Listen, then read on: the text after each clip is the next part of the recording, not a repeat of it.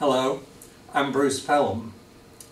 I first went to see a doctor in 1992 about the strange things happening to me that I later discovered were symptoms of multiple sclerosis. My entire brain was covered by scar tissue or plaque. One of the first unusual things I had noticed was a problem with my walking. I worked in a large multi-story office building in downtown Tallahassee. And when I would be walking down the hallway, I would notice my tendency to veer to my left as I was walking. I would catch myself reaching out to touch the wall, which was my way of making sure that I was walking straight. As my multiple sclerosis advanced, this became more and more of a problem and much more noticeable. It was to the point where really with every step I would reach out to touch the wall to keep myself walking in a straight line. From there on, other things began to happen. And had I not been so busy ignoring the problems, I would have noticed these things that were happening to me. Like so many others, I was not really eager to admit that something was seriously wrong with my body. And so I made excuses. It was sometimes really hard for me to work a full day without feeling really fatigued. Performing everyday functions sometimes was a real challenge for me. I would finish a full day at work and could not wait to get home and go to bed because I was so tired. Of course, one bad thing about this was that when I went to bed, I was so tired I didn't want to get up again. And I quickly realized that was the case, and so I made an agreement with myself, which was to walk 2 miles every day after work before I got home.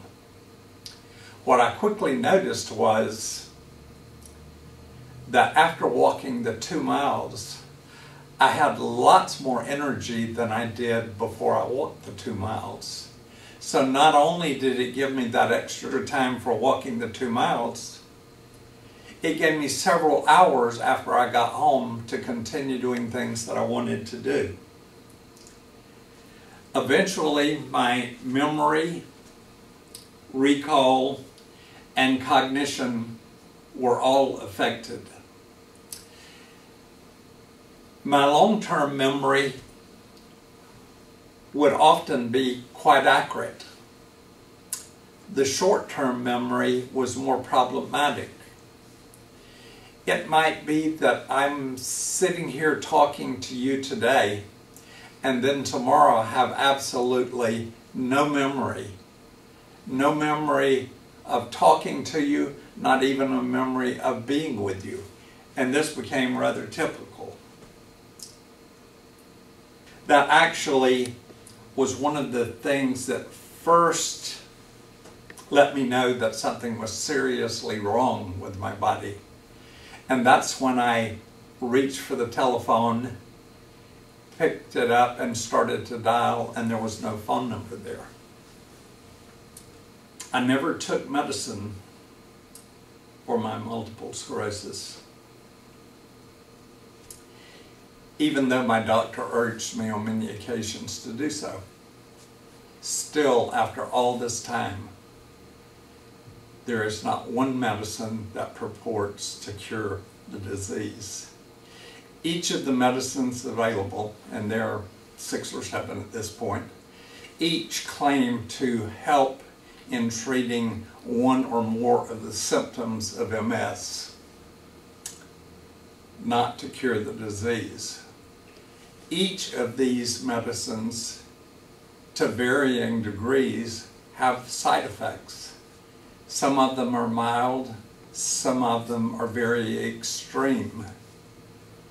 With one in particular, they don't even recommend it being used unless all other available medications have been used ineffectively. Then they will recommend trying this one.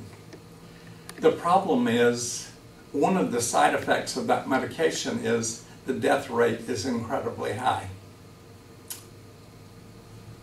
And I wouldn't even consider taking the medication. I made progress very slowly over a period of several years. Initially, I was not able to continue working at my job as an attorney. For 3 years, I didn't work. And during that time, I worked hard at getting myself in better condition. At the end of 3 years, I was able to get a job with another agency and worked there for 4 years before returning to my job as an attorney with the same state agency. I eventually retired, but not with the intention of stopping. I actually had decided to apply to the University of Florida Master of Law and Taxation program, which has one of the top 2 such programs in the entire country. It was at that time that I decided, instead of going to school, I needed to write this book. I needed to write this book so that people with multiple sclerosis and their families can see that multiple sclerosis is not a death sentence. There are lots of things that you can do to affect the course of this disease with your body. Lots. You can have far more effect on your body with this disease than any medicine that is on the market. And I stress, any medicine on the market. If you're willing to work hard enough, you can get better.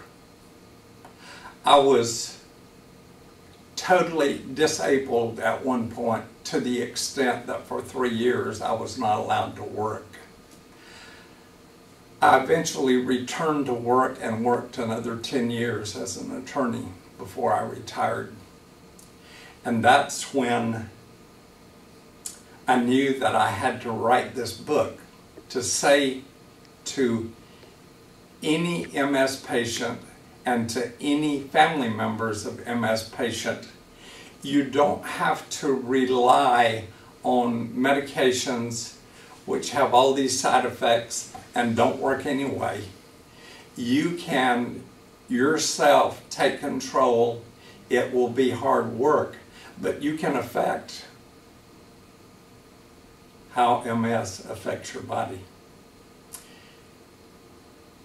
I, again, was severely disabled to the point of having a policeman stop me because some woman told him I was drunk.